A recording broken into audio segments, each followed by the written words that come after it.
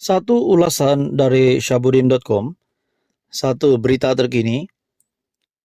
Baru-baru ini, tuan-tuan dan puan yang amat dihormati sekalian, lawatan Anwar ataupun kerja Perdana Menteri Datuk Seri Anwar Ibrahim di New York mendapat perhatian netizen, mendapat perhatian rakyat Malaysia. Akhirnya terdapat banyak pandangan. Hari ini, saudara-saudara, satu artikel dari syahbudin.com, hati-hati berbahas dengan PMX. Pesan Khairy Jamaluddin kepada Ahli Parlimen Perikatan Nasional. Bekas Ketua Pemuda UMNO yang dipecat, Khairy Jamaluddin, menasihatkan anggota Parlimen Perikatan Nasional supaya berhati-hati ketika berdebat dengan Perdana Menteri Anwar Ibrahim. Katanya, Anwar berbeza dengan Perdana Menteri sebelum ini yang menunjukkan penampilan seperti negarawan walaupun ketika diprovokasi dalam parlimen.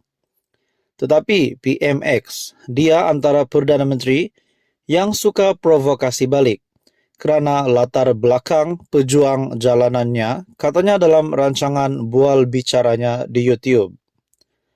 Khairy merujuk kepada perang mulut di parlimen setelah Radzi Jidin, PN Putrajaya, tidak puas hati dengan tuduhan Anwar terhadapnya. Insiden itu berlaku selepas Anwar didakwa membuat kenyataan provokasi terhadap Radzi dengan ketawa semasa menjelaskan keputusan mahkamah melepas tanpa membebaskan DNAA Timbalan Perdana Menteri Ahmad Zahid Hamidi. Khairy berkata bahawa Radzi jatuh dalam perangkap Anwar. Pada pandangan saya, perbahasan yang serius begitu yang dibincangkan di seluruh negara sepatutnya perlu sebagai satu sesi pembahasan yang lebih bertamadun. Tapi nak salahkan satu pihak tak adil, sebab ada provokasi kedua-dua belah pihak dan sangat malangnya ia menjadi begitu, katanya. Hos bersama Khairy dalam program Keluar Sekejap itu, Syaril Hamdan turut bersetuju. Katanya, Radzi mungkin menjaringkan gol sendiri apabila bertindak seperti apa yang berlaku di Dewan Rakyat. Dalam episod ini, kalau Radzi buat seperti mana Khairy cadangkan itu, memberikan jawapan yang pantas dan duduk diam sahaja, banyak fokus akan pergi kepada provokasi PM itu sendiri, katanya. Mengenai DNAA, Khairy berkata isu berkenaan kini berada di pandangan umum kerana kebanyakan pihak berkaitan termasuk Anwar telah mengupasnya. Sumber berita dikongsi di dalam ulasan syahbudin.com. Halo semua, salam sejahtera Malaysia. Tuan-tuan dan puan yang amat dihormati, SG4 ataupun State Government 4, di mana Perikatan Nasional ataupun kepimpinan negeri yang ditadbir PAS telah satukan hati untuk melantik bekas Perdana Menteri 2 kali iaitu Tun Mahathir sebagai penasihat. Jadi selepas lantikan Tun Mahathir itu, banyaklah spekulasi yang dibuat. Bagaimana dengan Hamzah Zainuddin? Bagaimana dengan Muhyiddin Yassin yang juga adalah salah satu pemimpin politik yang kita boleh katakan juga layak untuk menjadi penasihat. Disebabkan Hamzah Zainuddin juga pernah menjadi sebutan ramai, mungkin boleh menjadi calon untuk Perdana Menteri Perikatan Nasional. Dan begitu juga Mahyadin, bekas Perdana Menteri. Nah, kenapa dilantik Tun Mahathir? Saya melihat juga beberapa sumber dari beberapa media sosial, sumber berita, saya melihat ada yang kata disebabkan Tun Mahathir mempunyai banyak duit. Adakah perkara itu benar?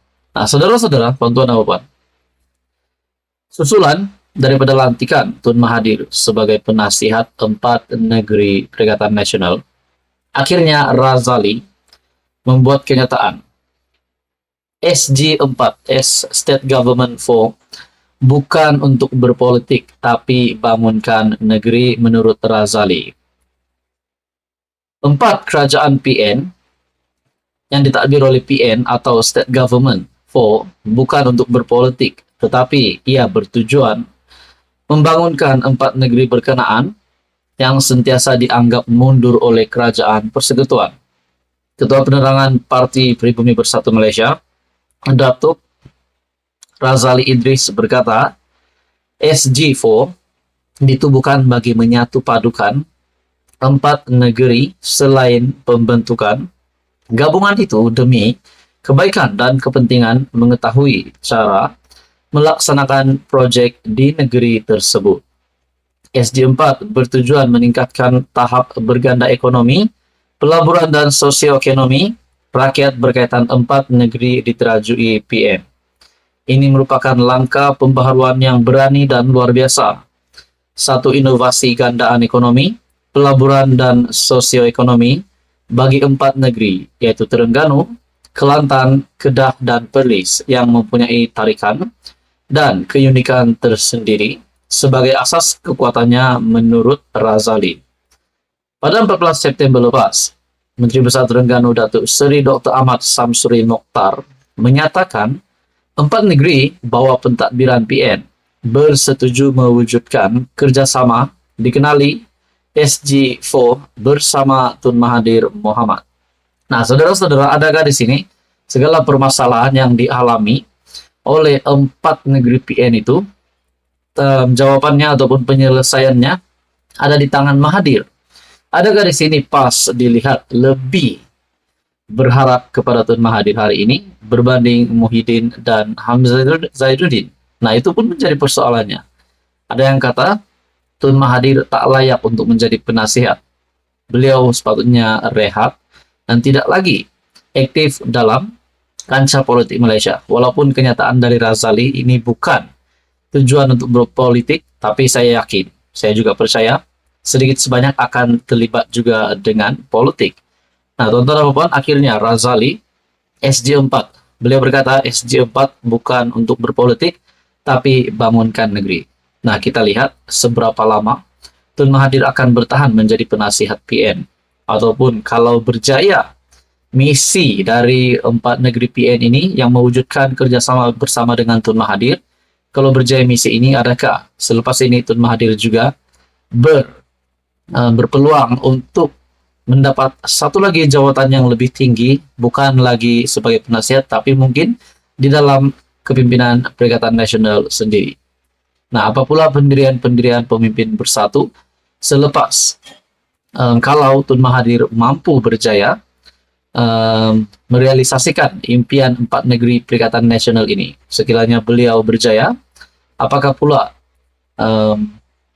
komen dari kepimpinan bersatu dan juga gerakan yang juga ahli anggota komponen di dalam Perikatan Nasional? Saudara-saudara, tonton dan puan, teruskan bersama di dalam channel ini untuk info yang seterusnya. Mohon juga bantu channel ini dengan menekan butang like, share, dan juga subscribe.